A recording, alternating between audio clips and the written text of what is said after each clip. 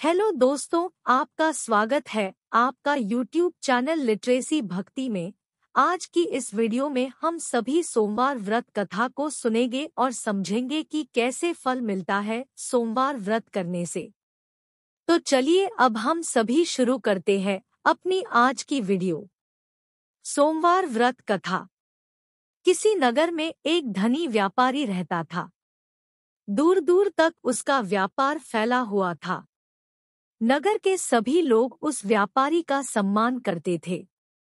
इतना सब कुछ संपन्न होने के बाद भी वह व्यापारी बहुत दुखी था, क्योंकि उसका कोई पुत्र नहीं था, जिस कारण अपने मृत्यु के पश्चात व्यापार के उत्तराधिकारी की चिंता उसे हमेशा सताती रहती थी।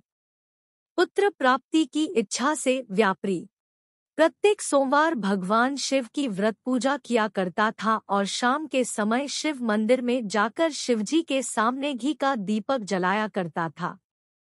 उसकी भक्ति देखकर मां पार्वती प्रसन्न हो गई और भगवान शिव से उस व्यापारी की मनोकामना पूर्ण करने का निवेदन किया। भगवान शिव बोले, इस संसार में सबको उसके कर्म के अनुसार फल की प्राप्ति होती है। जो प्राणी जैसा कर्म करते हैं उन्हें वैसा ही फल प्राप्त होता है। शिवजी द्वारा समझाने के बावजूद मां पार्वती नहीं मानी और उस व्यापारी की मनोकामना पूर्ति हेतु वे शिवजी से बार बार अनुरोध करती रही। अंततः माता के आग्रह को देखकर भगवान भोलेनाथ को उस व्यापारी को पुत्र प्राप्ति का वरदान देना पड़ा। वरदान देने के पश्चात भोलेनाथ मां पार्वती से बोले, आपके आग्रह पर मैंने पुत्र प्राप्ति का वरदान तो दे दिया, परंतु इसका यह पुत्र 16 वर्ष से अधिक समय तक जीवित नहीं रहेगा। उसी रात भगवान शिव उस व्यापारी के स्वप्न में आए और उसे पुत्र प्राप्ति का वरदान दिया और उसके पुत्र के 16 वर्ष तक जीवित रहने की भी बात बताई। भगवान के वरदान से व्यापारी को खुशी तो हुई, लेकिन पुत्र की अल्पायु की चिंता ने उस खुशी को नष्ट कर दिया। व्यापारी पहले की तरह सोमवार के दिन भगवान शिव का विधिवत व्रत करता रहा। कुछ महीनों के बाद उसके घर एक अति सुंदर बालक ने जन्म लिया और घर में खुशियां ही खुशियां भर गई। बहुत धूमधाम से पुत्र जन्म का समारोह मनाया गया, परंतु व्यापारी को पुत्र जन्म की अधिक खुशी नहीं हुई, क्योंकि उसे पुत्र की अल्पायु के रहस्य का पता था।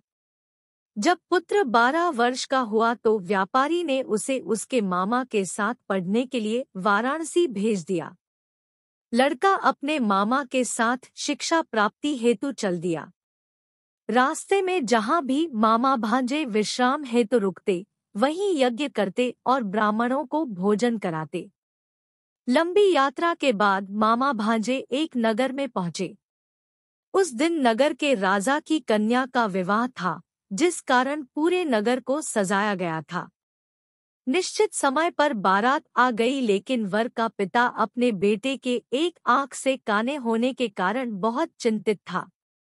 उसे भय था कि इस बात का पता चलने पर कहीं राजा विवाह से इनकार न कर दे, इससे उसकी बदनामी भी होगी। जब वर के पिता ने व्यापारी के पुत्र को देखा तो उसके मस्तिष्क में एक विचार आया। उसने सोचा, क्यों न इस लड़के को दूल्हा बनाकर राजकुमारी से विवाह करा दूं। विवाह के बाद इसको धन देकर विदा कर दूंगा और राजकुमारी को अपने नगर ले जाऊंगा। वर के पिता ने लड़के के मामा से इस संबंध में बात की। मामा ने धन मिलने के लालच में वर के पिता की बात स्वीकार कर ली। लड़के को दूल्हे का वस्त्र पहनाकर राजकुमारी से विवाह कर दिया गया। राजा ने बहुत सारा धन देकर राजकुमारी को विदा किया। शादी के बाद लड़का जब राजकुमारी से साथ लौट रहा था तो वह सच नहीं छिपा सका और उसने राजकुमारी के ओढ़नी पर लिख दिया, राजकुमारी, तुम्हारा विवाह मेरे साथ हुआ था। मैं तो वाराणसी पढ़ने के लिए जा रहा हूँ और अब तुम्हें जिस नवयुवक की पत्नी बनना पड़ेगा वह काना है। जब राजकुमारी ने अपनी ओढ़नी पर लिखा हुआ पढ़ा तो उसने काने लड़के के साथ जाने से इनकार कर दिया। राजा को जब ये सब बातें पता लगी तो उसने राजकुमारी को महल में ही रख लिया। उधर लड़का अपने मामा के साथ वाराणसी पहुंच गया और गुरुकुल में पढ़ना शुरू कर दिया। जब उसकी आयु 16 वर्ष की हुई तो उसने यज्ञ किया। यज्ञ के समाप्ति पर ब्राह्मणों को भोजन कराया और खूब अन्न वस्त्र दान किए। रात को वह अपने शयन कक्ष में सो गया। शिव के वरदान के अनुसार शयनावस्था में ही उसके प्राण खेड़ू उड़ गए। सूर्योदय पर मामा मृत भांजे को देखकर रोने पीटने लगा। आसपास के लोग भी एकत्र होकर दुहक प्रकट करने लगे। लड़के के मामा के रोने विलाप करने के स्वर समीप से गुजरते हुए भगवान शिव और माता पार्वती जी ने भी सुने। माता पार्वती ने भगवान से कहा, प्राणनाथ, मुझे इसके रोने के स्वर सहन नहीं हो रहे। आप इस व्यक्ति के कष्ट को अवश्य दूर करें। भगवान शिव ने माता पार्वती के साथ अदृश्य रूप में समीप जाकर देखा तो भोलेनाथ माता पार्वती से बोले, यह तो उसी व्यापारी का पुत्र है जिसे मैंने 16 वर्ष की आयु का वरदान दिया था। इसकी आयु पूरी हो गई है। मां पार्वती ने फिर भगवान शिव से निवेदन कर उस बालक को जीवन देने का आग्रह किया। माता पार्वती के आग्रह पर भगवान शिव ने उस लड़के को जीवित होने का वरदान दिया और कुछ ही पल में वह जीवित होकर उठ बैठा। शिक्षा समाप्त करके लड़का मामा के साथ अपने नगर की ओर चल दिया। दोनों चलते हुए उसी नगर में पहुंचे जहां उसका विवाह हुआ था। उस नगर में भी यज्ञ का आयोजन किया। समीप से गुजरते हुए नगर के राजा ने यज्ञ का आयोजन देखा और उसने तुरंत ही लड़के और उसके मामा को पहचान लिया। यज्ञ के समाप्त होने पर राजा मामा और लड़के को महल में ले गया और कुछ दिन उन्हें महल में रखकर बहुत सा धन वस्त्र आदि देकर राजकुमारी के साथ विदा कर दिया। इधर भूखे प्यासे रहकर व्यापारी और उसकी पत्नी बेटे की प्रतीक्षा कर रहे थे। उन्होंने प्रतिज्ञा कर रखी थी कि यदि उन्हें अपने बेटे की मृत्यु का समाचार मिला तो दोनों अपने प्राण त्याग देंगे, परंतु जैसे ही उसने बेटे के जीवित वापस लौटने का समाचार सुना तो वह बहुत प्रसन्न हुआ। वह अपनी पत्नी और मित्रों के साथ नगर के द्वार पर पहुंचा।